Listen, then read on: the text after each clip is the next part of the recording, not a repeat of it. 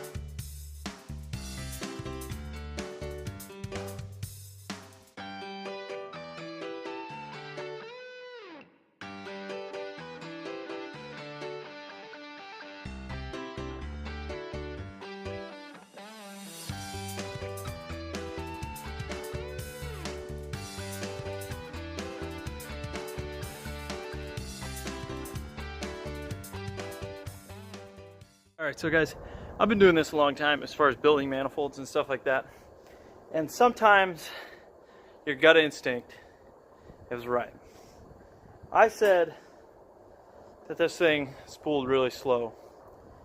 And I had thought that it had a crack. I couldn't find one. But let me tell you, I was dead nuts on the money. Let me show you this bad boy. At first glance, it's very hard to see. No visible cracking on the collector. None of the runners really look cracked. But then you look right down in there. Look at that cocksucker. Right out the back of that thing. In probably one of the most non-repairable spots on this whole thing. Way down in the wastegate. That's a big old crack. Right on the side of it. So, that would definitely explain the boosting issue for sure. And I was trying to look and see. I thought maybe they had just not welded it all the way, but it's definitely cracked. So, yeah. Making moves, I guess. Alright, let's get going on the next step. So this is what I just did. I just took a piece of box tubing and then another piece of square tubing from Chappie's old tube front. Resurrected, saved forever. Never forget. And I tacked either side down. And then I had this random T3 spacer. That's gonna work awesome for what I need it for. Just go ahead and, you know, run that on there. So that'll work. And that's gonna give us some good positioning so we can put it right back in the same spot. Started drilling out some of these holes. I'm gonna have to locate the rest of them either off the flange or whatever I end up doing with this thing. I don't know if I'll keep it or not, but yeah. I'm gonna go from there and get the other one kind of squared away. Not that one, that's the RB one. But get the other, oh, not that one. Damn it, there's too many of them. Get the other one set up on here and then jigged up. Put this up to the jig and we're like miles out. It's totally different. So I'm gonna have to cut this right here and then probably cut this down here, or just take another one and make it, you know, make another collector. I kind of wanted to do a T4 anyways so that I could run that Borg Warner. So yeah, maybe I'll do that. I was hoping I was going to be able to salvage these, but I don't think I'm going to be able to, unfortunately. So yeah, I'm going to have to cut these off right here and cut these off over there.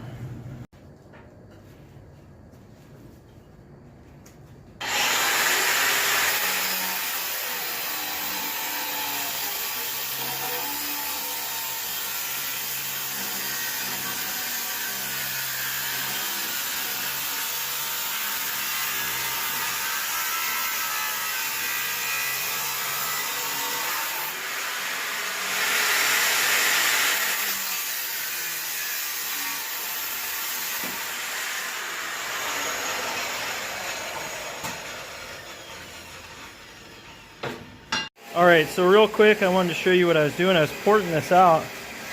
This is that 1.5 Sked 10 pipe, what's left of it. And I left a little bit of the weld on here, didn't grind it flush, so I knew where I needed to die grind, but that's the difference. It's pretty massive. There's a lot of material in there that you get rid of and then open up that volume. So hopefully that helps. I don't know if it's going to make a massive difference, but fuck it. Can't hurt, right?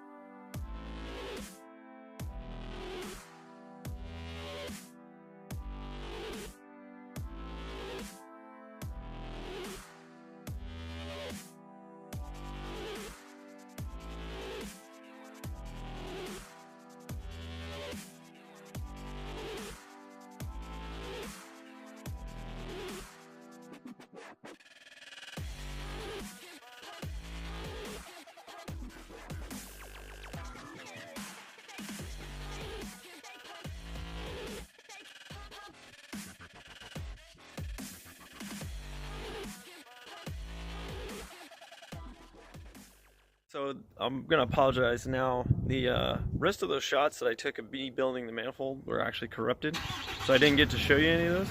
I'm gonna go ahead and show you the end result though, and then we're gonna go ahead and do something special. So here we go. We got the Borg Warner all on there. We got the tile gate welded to the Borg Warner. Got this all set up all real nice. Got a nice little hood dump for hole number 2 because I messed up on the first one. And I'll get you a close up here. There's the runner coming down to the collector that I showed you in the last shot. Let that focus right there. And like I said, it's just the stock 1J manifolds. Look really similar to the one at the beginning of the video. Just a little different. I went ahead and got that installed. Got it all squared away, and it runs good. I took it for a couple spins, and this thing built some serious boost. That is for sure. Way more serious than the other GT turbo that was on it. It sounds wicked though. I mean, it just sounds nasty. I'll go ahead and start it for you guys. Right, here she is. She's sounding pretty nasty. Idle's real smooth.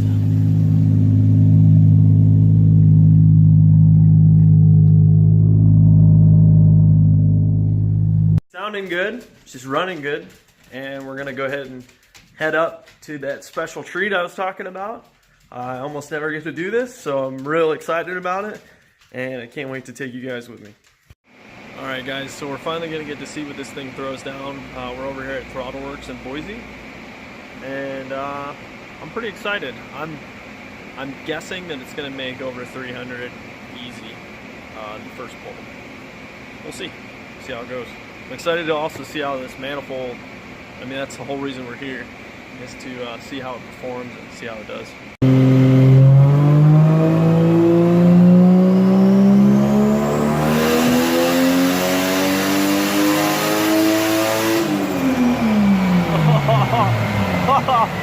Oh, that sounded fucking nasty. Sounded fucking nasty. God damn. Alright guys, so on that last run we made 311 on 12 pounds of boost. And that's with no added timing and minimal fuel. We have plenty of injector left. Now it's going to be kind of like fuel pump once we start really pushing it. So we'll see what kind of pumps it's got in it.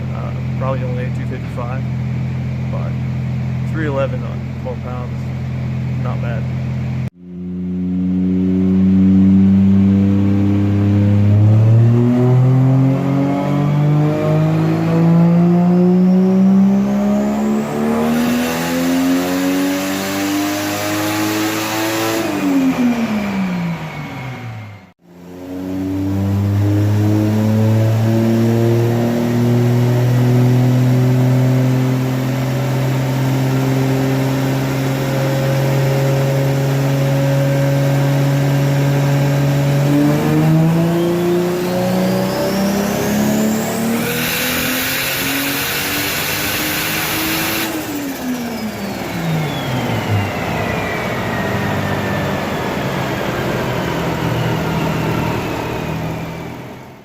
Very much comparison if you just ran one manifold. Now, being the guy that I am and how I operate, I'm not going to go buy a dock race manifold or anything like that.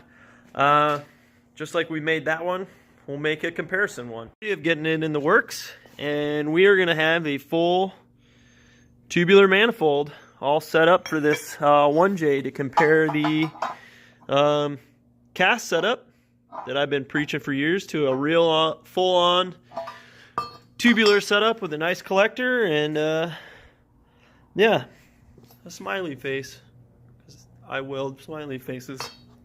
So I'm really excited about that. I never get to run my own manifold parts. I've never got to experience it, and I've been building them and for other people for a long time. Pretty excited. So look forward to that. That's coming along with the Dyno Day and some new results. I hope that you guys liked today's video. I put a lot of work and a lot of effort into this and spent a decent amount of money going to the dyno.